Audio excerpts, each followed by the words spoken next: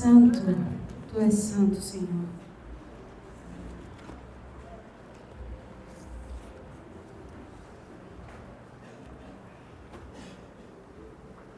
Aleluia. Deus nos guia. Deus guia a nossa vida por caminhos que nós desconhecemos.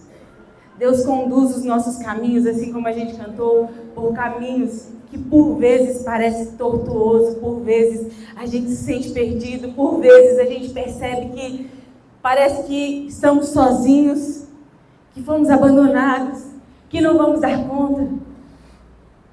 Mas mesmo diante dessas situações, mesmo diante dessas circunstâncias, Deus nos guia. E quando nós olhamos para trás, nós podemos ver a maravilhosa graça do Senhor que nos assistiu, que nos conduziu por todos esses caminhos e que nos fez chegar ao lugar onde Ele desejou que nós chegássemos. Amém? Eu quero que você abra sua Bíblia no livro de Esther.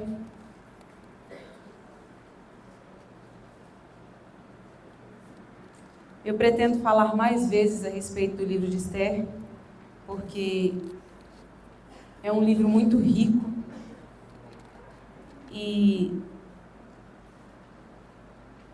mas hoje eu vou me deter nos capítulos 1 e 2 do livro de Esther.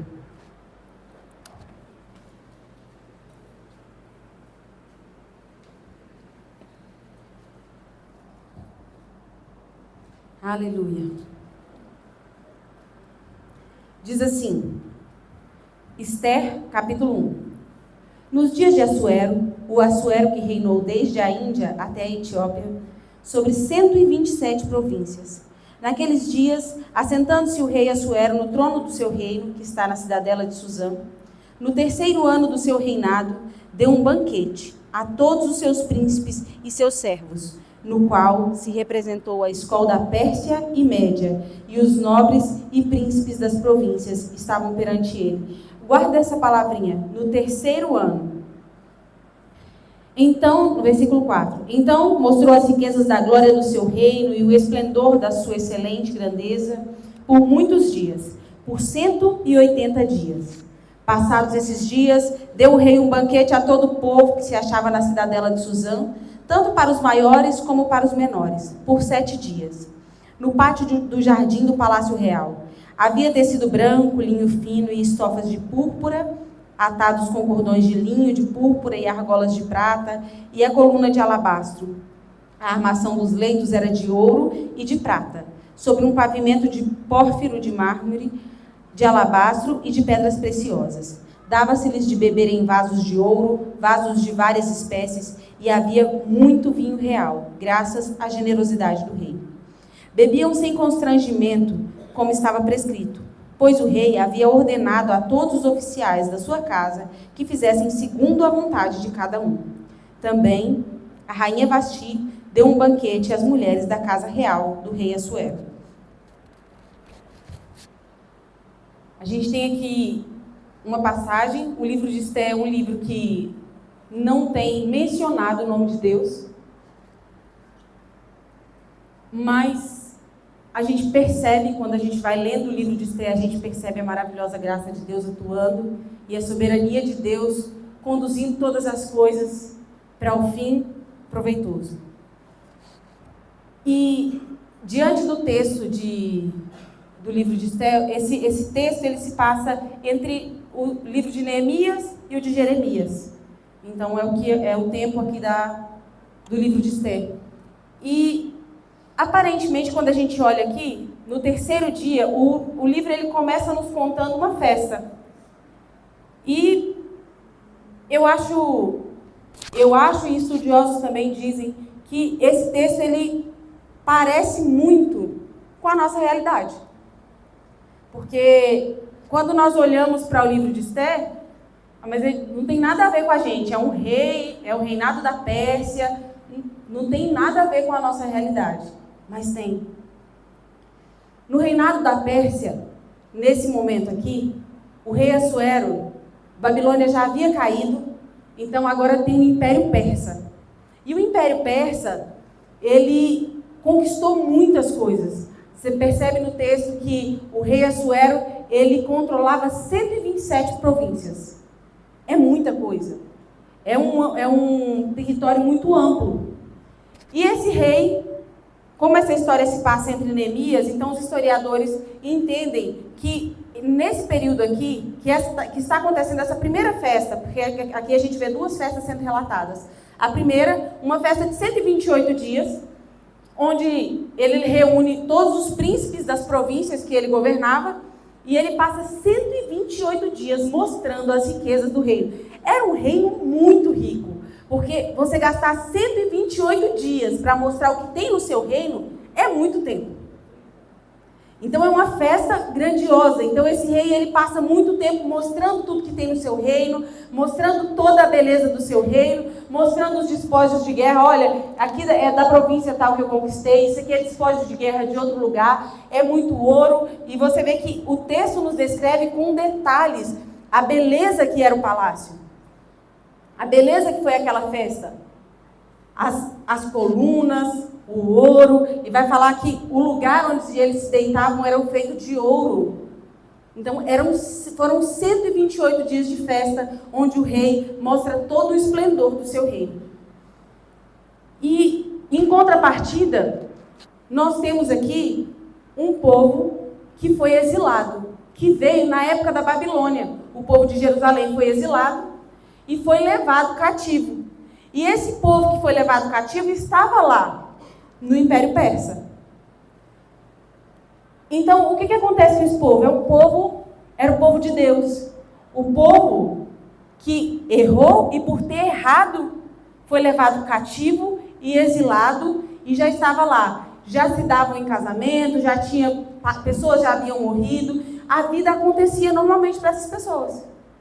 Crianças nasciam, pessoas morriam, uns se casavam, as tradições cristãs que eles carregavam, às vezes até já se perdiam um pouco, porque já tinham se passado gerações ali. Era um reino onde as pessoas já estava tudo muito misturado. E o reino persa, quando a gente vai olhar o reino persa, era um reino extremamente pagão. Era um ambiente extremamente hostil ao evangelho. Era um ambiente onde se adorava muitos deuses, era um ambiente extremamente sexual. Então, era um ambiente não propício aos cristãos, mas os cristãos estavam lá. Eles estavam lá porque estavam cristãos aqui, eu estou falando cristãos, Cristo ainda não havia vindo, mas era o povo de Deus. Você me compreende? Então, esse povo está exilado lá e a vida está acontecendo normalmente. Só que esse povo não é de lá. E aí o tema da nossa mensagem é estrangeiros? Sim. Apátridas? Não. O que é apátridas? É uma pessoa sem pátria. Eles eram estrangeiros. Estrangeiros na Pérsia. Eram. Mas eles não tinham pátria, não. Eles tinham uma pátria. A pátria dele era Jerusalém. Eles eram o povo de Deus. E esse povo estava ali. E a vida acontecendo. E aí eu quero começar te fazendo uma pergunta. Se hoje, hoje fosse dia 28 de dezembro, e a Mega Sena está correndo, a Mega da Virada, e tem um prêmio bilionário na Mega da Virada, você jogou e está com expectativa de ganhar. O que você deseja gastar com esse dinheiro? Vamos pensar, vamos ser sinceros, porque às vezes a gente esconde, nós temos a capacidade de esconder de nós mesmos os nossos desejos. Então a gente fica assim, negando aquilo que de fato a gente está sentindo. Então assim, a Thaís está perguntando, então vou pensar uma coisa mais bonita aqui, porque eu estou na igreja, né? Não, pensa aquilo que você deseja mesmo. Não, eu quero comprar aquele carro importado que hoje eu gostaria de ter, mas eu não dou conta de pagar o IPTU, o IPVA. O IPTU é de casa, né, gente?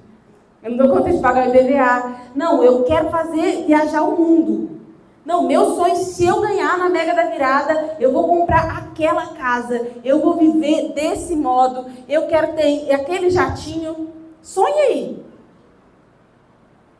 O que faz você sonhar acordado? Quando você deita a sua cabeça no travesseiro e você pensa na possibilidade de você ter alguma coisa e você fica lá sonhando. Nossa, se eu tivesse isso, nossa, como seria maravilhoso. Se eu tivesse um pouquinho mais de dinheiro, nossa, se eu tivesse fama, se eu tivesse. Esse sentimento de, se eu tivesse, que todo mundo tem. Eu tenho, você tem. O povo está vivendo lá na Pérsia. O povo de Deus. E esse povo está vendo o rei Assuero da festa. Algumas pessoas possivelmente vão dar, nossa, o que será que está acontecendo lá naquela festa? Não tinha Instagram para rolar, para descobrir o que estava rolando na festa, né? Mas as pessoas começam a falar. Nossa, você viu?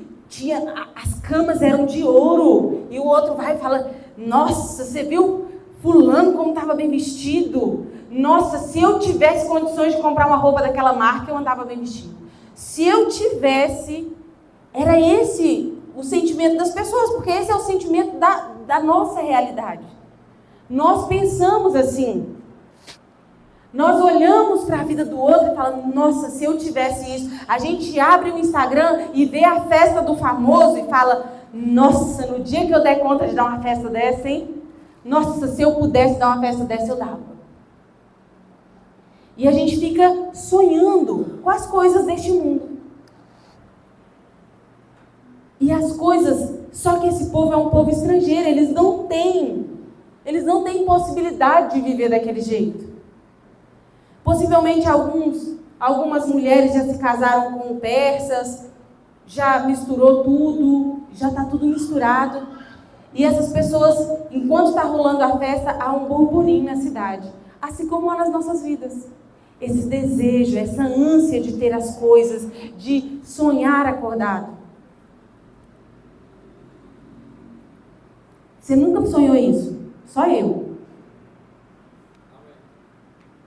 Só eu que já fiquei, nossa, mas que casão, hein? Você nunca passou na porta daquela casa maravilhosa da cidade e falou, meu Deus, que casão, hein? Nós somos assim. E esse povo vive exilado, desejando a vida do povo persa. E a vida do povo persa tenta o povo exilado. A vida do povo persa está tentando o povo exilado a largar os seus princípios, a largar os seus preceitos, a largar o seu Deus único e verdadeiro para adorar outros deuses. Quais são esses outros deuses? Talvez uma roupa, talvez uma casa, talvez uma festa. A gente sonha com a vida do famoso e fala assim, não, mas aquele famoso é muito bonzinho. Ele ajuda um montão de gente. Obras não salvam. Pode haver bondade que for, que bom que ele é bom. Mas a bondade dele não salva e ele continua corrompendo, se corrompendo e corrompendo outras pessoas. E quando a gente olha para a vida desse povo, o rei termina de dar a sua festa 128 dias. Aí, ele mostrou todo o seu reino. O que está acontecendo aqui? Por que o rei está dando toda essa festa? Porque ele quer invadir a Grécia. Ele quer lutar contra a Grécia. E ele está mostrando para os príncipes, olha, eu sou muito poderoso, tá vendo? Quantidade de coisas que eu tenho, o meu poder, a minha glória, tudo isso aqui eu conquistei, foram guerras que eu venci, batalhas que eu ganhei, e eu tenho todo esse poderio. Vocês se juntam comigo para lutar contra a Grécia? Esse é o panorama histórico. O rei quer aliados para lutar com ele contra a Grécia. E possivelmente ali ele conseguiu conquistar alguns aliados, até que acabou os 128 dias, então o rei fala assim, então agora eu vou ser muito bonzinho, e eu vou chamar todo o povo. Só que para o povo vão ser só 7 dias de festa. Então o rei agora chama o povo da cidade.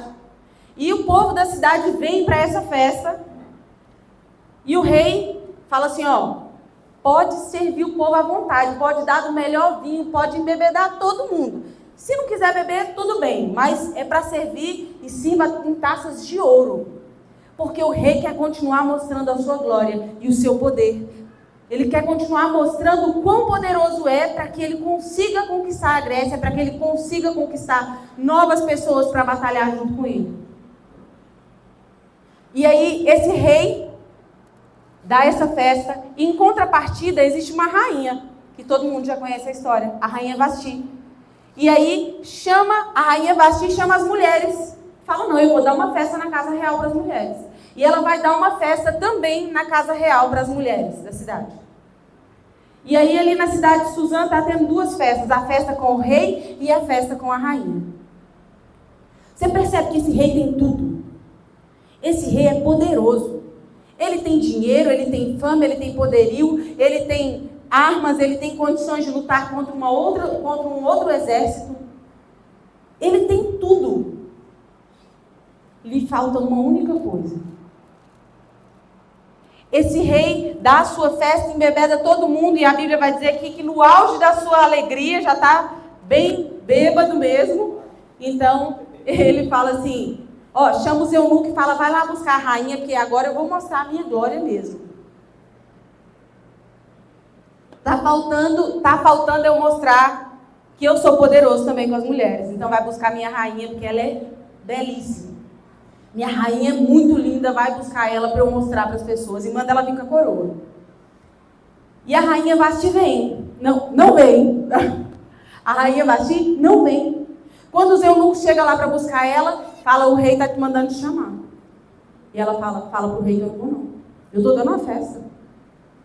Eu não vou não. O rei tinha tudo. Ele só não tinha o coração da rainha. O rei tinha muito poder, mas ele não tinha o coração da rainha. E aí, o que acontece? Se ele está mostrando o seu poderio para conquistar a guerra, ele acabou de mostrar a sua fragilidade para o povo. Porque a rainha não veio. A esposa do rei não veio. E quantas vezes, maridos, vocês estão deixando o coração da esposa a ver navios? Por que o rei não tinha o coração da rainha? É porque o rei tinha que paparicar a rainha? Não, paparicada ela era demais. Era só o que ela era. Ela não tinha a sinceridade do rei. Ela não tinha um rei olhando para ela como pessoa. Ela era vista só como, deixa eu mostrar a minha glória. Ela era um objeto. Será que vocês, homens, estão mostrando a sua esposa, olhando para ela como ser humano, com a beleza que ela tem, com a integridade que ela tem, com a perfeição que Deus fez dela? Tem defeitos? Tem. É verdade. Você amou ela com defeitos. Ajude-a nos defeitos. Porque se ajudar a se livrar dos defeitos, é olhar, é ver a integridade dela.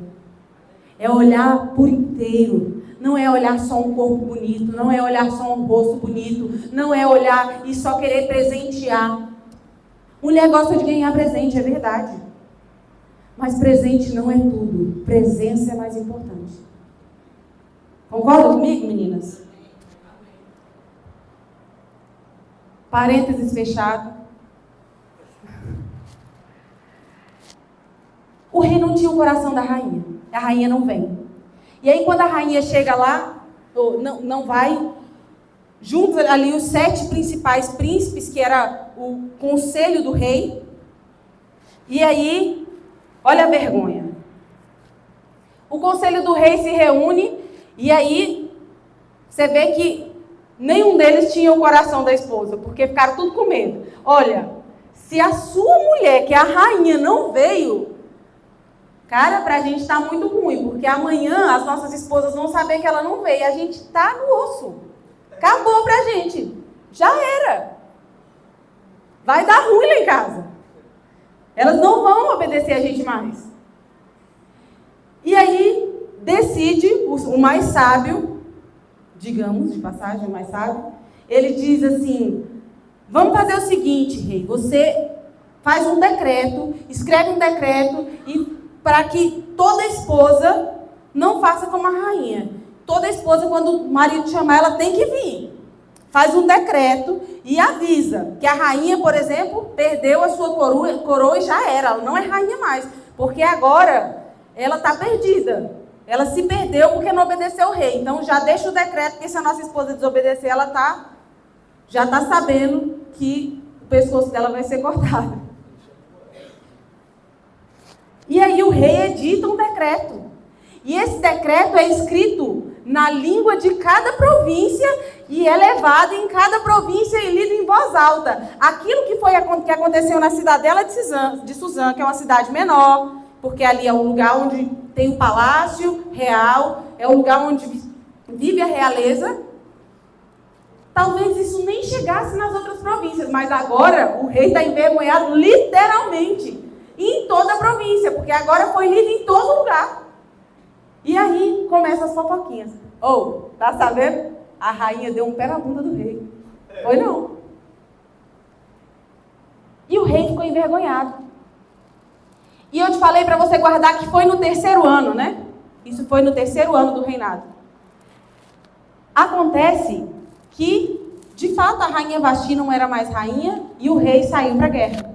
Historicamente aconteceu que agora o rei foi para a guerra. E ele foi e lutou contra os gregos. O que aconteceu? Ele perdeu. Deu ruim. Ele estava desmoralizado. Ele perdeu a batalha. E ele volta. Quando ele volta, no capítulo 2, diz assim: passadas estas coisas, o rei já tinha perdido a guerra, e apaziguado já o furor do rei Assuero, lembrou-se de Vasti e do que ela fizera, e do que se tinha decretado contra ela. Então, disseram os jovens do rei que lhe serviam: tragam-se moças para o rei, virgens, de boa aparência e formosura. Ponha o rei comissário em todas as províncias do seu reino, que reúnam todas as moças virgens, de boa aparência e formosura da cidadela de Suzã, na casa das mulheres, sobre as vistas de Hegai, o eunuco do rei, guarda das mulheres, e deem-se-lhes os seus ungüentos. A moça que cair no agrado do rei, essa reina em lugar de Vasti. Com isto concordou o rei, e assim fez. No versículo... Vamos continuar. Ora, na cidadela de Suzã, havia certo homem judeu benjamita, chamado Mordecai, filho de Jair, filho de Simei, filho de Quis, que fora transportado de Jerusalém com os exilados, que foram deportados com Jeconias, rei de Judá, a quem Nabucodonosor, rei da Babilônia, havia transportado. Ele criara a Radassa, que é Ester, filha de seu tio, a qual não tinha pai nem mãe, e era jovem bela, de boa aparência e formosura. Tendo-lhe morrido o pai e a mãe, Mordecai a tomara por filha. E em se divulgando, pois, o mandato do rei e a sua lei, ao serem ajuntadas muitas moças da cidadela de Suzã sobre as vistas de Hegai, levaram também Ester à casa do rei sobre os cuidados de Hegai, guarda das mulheres.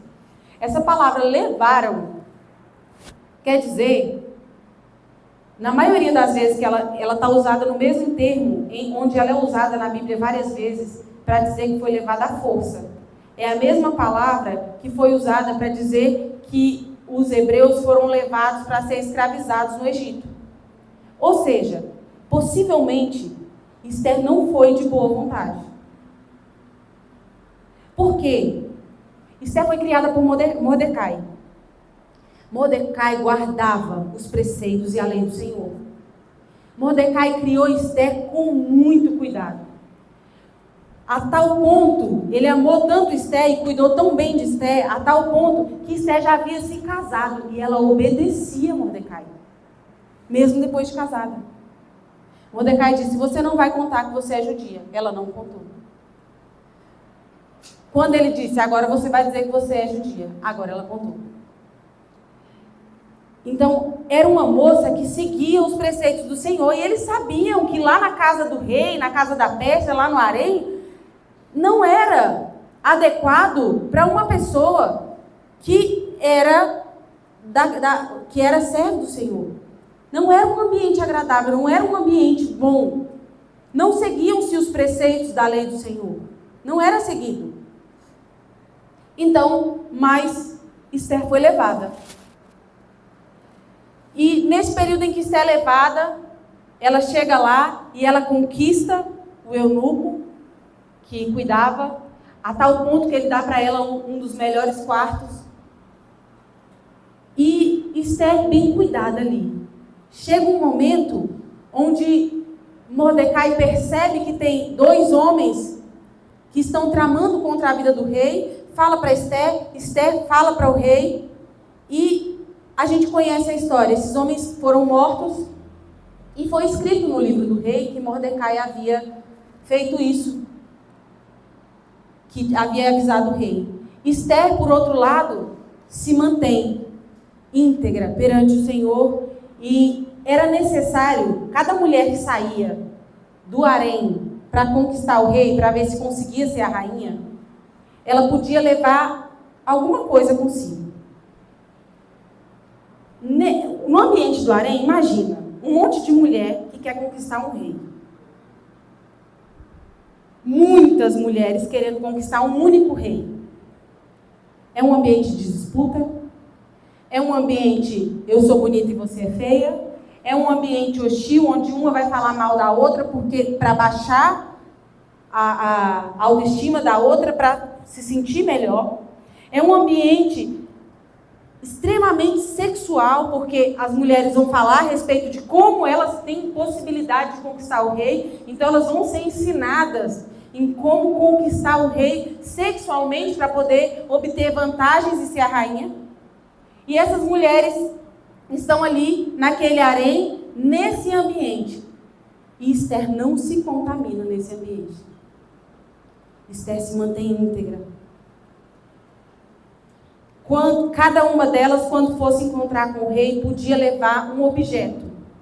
Elas podiam escolher um objeto para levar para conquistar o rei. E Esther não leva nenhum objeto, além daquilo que o eunuco falou para ela. Então, assim, os conselhos que ela recebeu foram os conselhos do eunuco do rei, e ela não levou nada. Ela foi despida de si. Ela foi só com quem era Esther. Essa sou eu. Eu não estou trazendo nenhum artifício, eu não estou trazendo nada de miraculoso, eu não tenho nenhum quesito sexual mirabolante. Não. Eu sou Esther, uma mulher sincera, uma mulher de Deus. E ela conquista o rei com a sua simplicidade, com a sua sinceridade, e é tida como rainha. A gente sabe na história que Esther, por causa desse ato, vai salvar todo o povo judeu, que ia ser morto. E o que a gente traz disso para a nossa vida? Era um povo exilado. Nós somos exilados. Você é cristão? A sua pátria não é daqui. A sua pátria é celestial, o nosso reino é eterno, o nosso reino não perece. Nós somos exilados como Esther e Mordecai eram exilados naquela terra. E as coisas que assediavam Esther e Mordecai naquela terra nos assediam hoje. As dificuldades da vida nos assediam hoje. A sensualidade do mundo nos assedia hoje. As riquezas deste mundo nos assediam hoje. A fama nos assedia hoje. Nós queremos poder, nós queremos status. E não é pelo poder e não é pelos status. É porque nós queremos, porque nós achamos que nós merecemos, que nós somos bons. Enquanto nós somos de uma pátria diferente. Abra sua Bíblia em 2 Coríntios. 2 Coríntios, capítulo 4.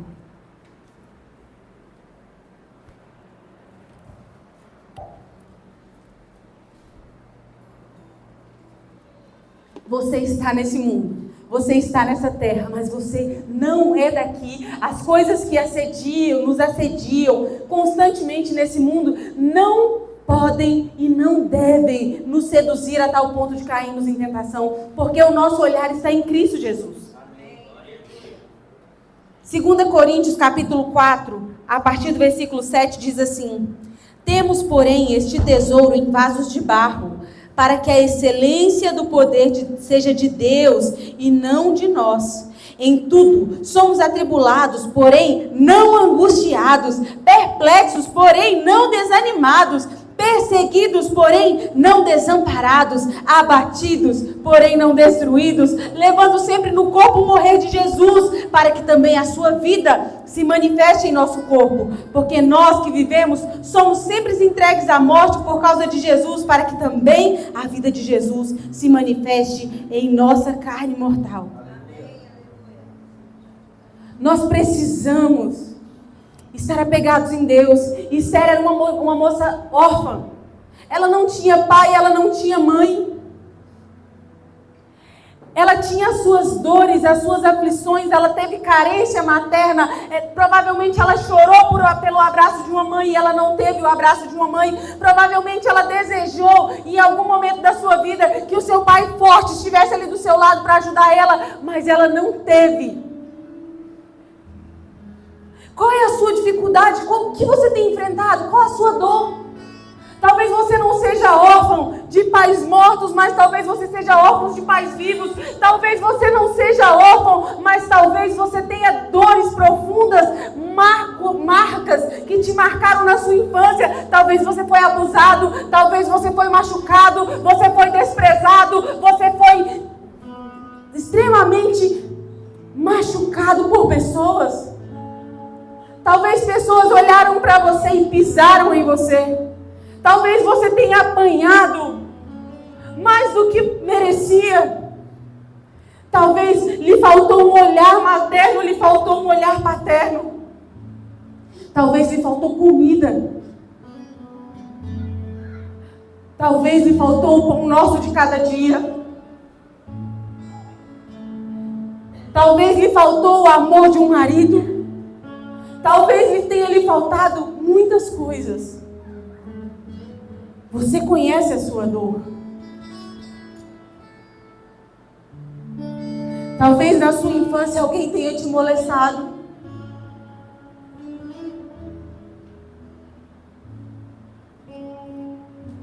Nós somos como Esther. Nós temos as dores de Esther. Exilado em terra estrangeira, vivendo debaixo de um padrão mundano, onde as pessoas querem nos impor aquilo que nós somos e aquilo que devemos ser. Talvez você esteja em uma pátria onde as pessoas desejam te manipular, onde as pessoas manipulam o seu modo de pensar, o seu modo de agir. Talvez você não tenha liberdade de fala. Talvez na sua casa, quando você ia falar alguma coisa, era dito: cala a boca, você não pode dizer.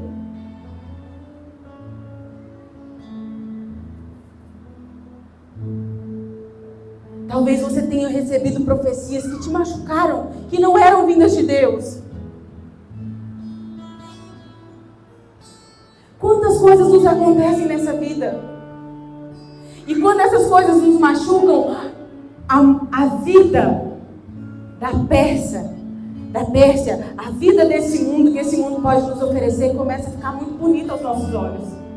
E a gente começa a desejar as coisas deste mundo. A gente começa a desejar, como um filho pródigo, comer das comidas dos porcos. A gente começa a desejar viver dissolutamente. Não, eu vou viver dissolutamente porque minha vida foi tão regrada. Eu nunca tive nada, eu nunca pude nada. Eu fui machucada. Eu sofri.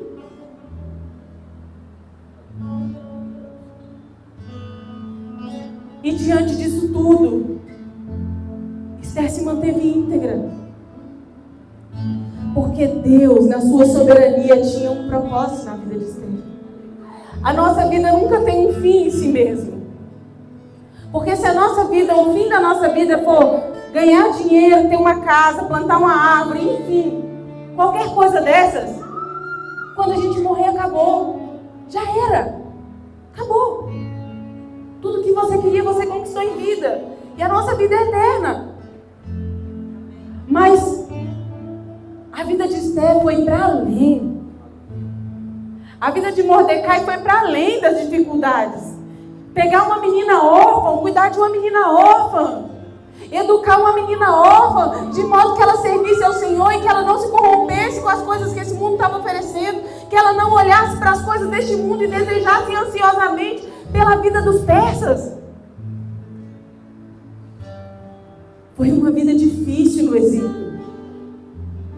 A nossa vida no exílio não é fácil, mas nós temos uma viva esperança. E a nossa viva esperança é Jesus Cristo. Você pode abrir sua Bíblia em 2 Coríntios, no versículo 5. Só muda aí a página. Capítulo 5, versículo 20.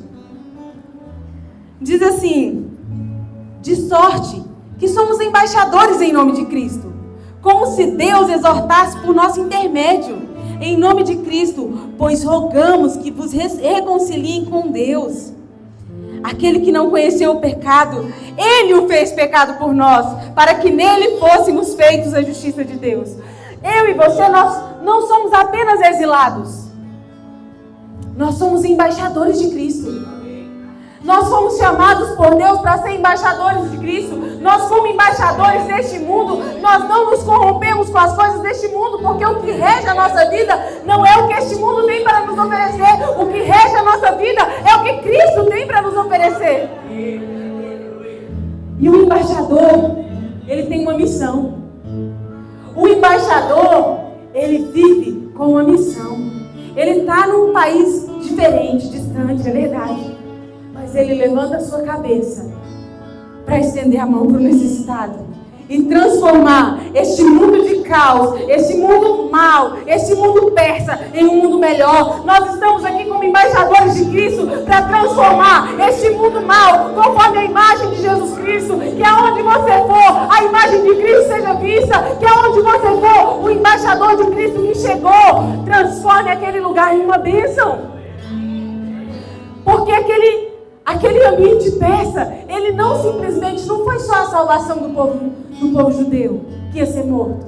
Não foi.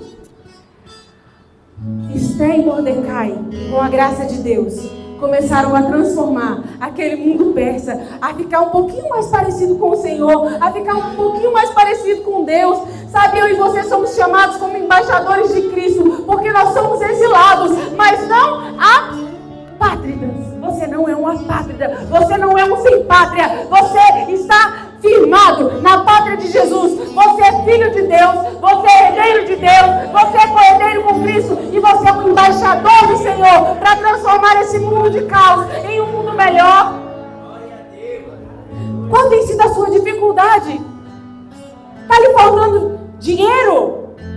O Deus Todo-Poderoso não deixará faltar o pão nosso de cada dia na sua mesa, mas Ele virá e proverá, não somente para você, mas para que você tenha para dar ao necessitado, para que você tenha para dar, para transformar esse mundo de caos em um mundo melhor.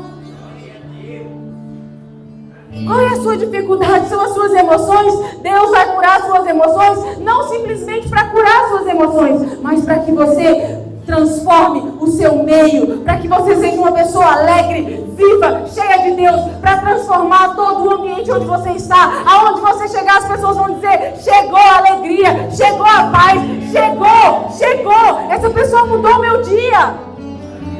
E às vezes nós não precisamos dizer palavras, só o fato de chegar, as pessoas dizem: que paz eu senti. Os embaixadores de Cristo, aonde eles chegam, eles transformam o ambiente.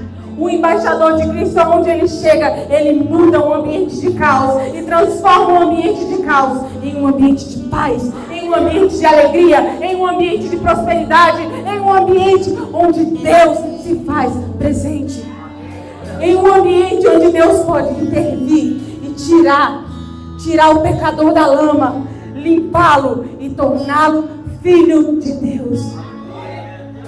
Quando Deus nos limpou do nosso pecado, quando Deus nos lavou do nosso pecado, Ele nos tirou da lama, Ele nos tirou do lamaçal.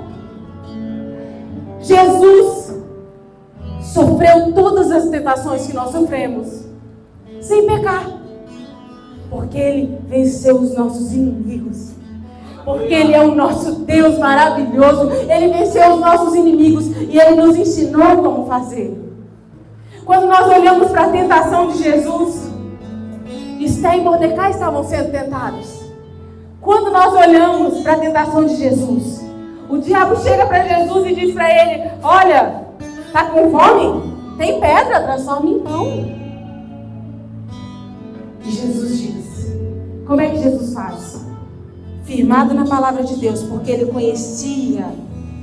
Nós precisamos conhecer a palavra de Deus profundamente, porque ele diz: nem só de pão viverá o homem, mas de toda palavra que sai da boca de Deus. Eu não preciso de pão, eu não preciso de comida. Deus é o meu sustento, Deus é a minha força.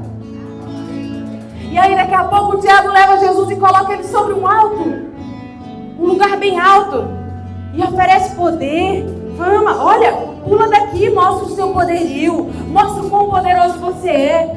Pula, manda os anjos te segurarem, mostra que você é poderoso, que você manda. Jesus disse: não. Jesus não se rendeu à tentação de ser, porque ele sabia. Ele disse: olha, que Deus daria ordem aos seus anjos para que te guardassem. Deus te guarda, sabia? Os anjos do Senhor estão ao seu redor e eles te guardam. Eles te guardam no dia mau, eles te guardam no momento da aflição, eles te guardam, eles te protegem.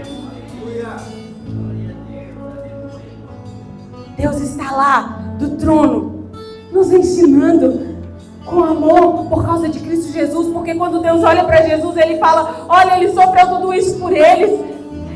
Ele amou esse povo, nós amamos esse povo. Deus ama a sua vida, Deus deseja que tudo te vá bem. Deus deseja que você seja um embaixador e que transforme este mundo de caos. Daqui a pouco o diabo vai lá e oferece para Jesus, fala o que para ele? Olha, se prostre e me adore, e eu vou te dar todos os reinos.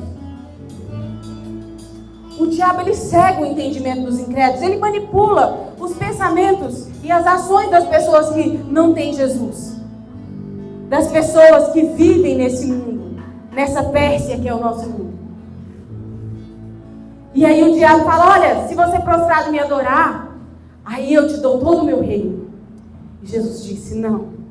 Somente a Deus adorarás, e somente a Ele prestarás culto. Quando nós levantamos as nossas mãos e nós adoramos ao Senhor, e nós rendemos graças ao Senhor, porque sabemos que Ele nos cuida, que Ele nos protege, que Ele nos guia, que Ele guia os nossos passos. Nós aprendemos que quando nós nos ajoelhamos diante de Deus, quando nós nos rendemos e nos ajoelhamos diante do Senhor, nós dizemos: Senhor, seja feita a sua vontade, eu estou aqui. O Senhor é bom e a sua bondade dura para sempre. Eu me rendo, Senhor, porque eu sei que Tu és poderoso. E diante da minha aflição, diante da minha depressão, diante da minha dificuldade financeira, diante, Pai, do caos que está a minha família, diante, Pai, do caos que eu vivo no meu trabalho, eu confio, Senhor. Eu confio que o Senhor é o meu auxílio e a minha fortaleza. Estar rendido aos pés do Senhor nos faz sermos pessoas, embaixadores deste mundo eterno, do mundo de glória, do mundo do nosso Senhor. Eu queria que você se colocasse de pé aí no seu lugar.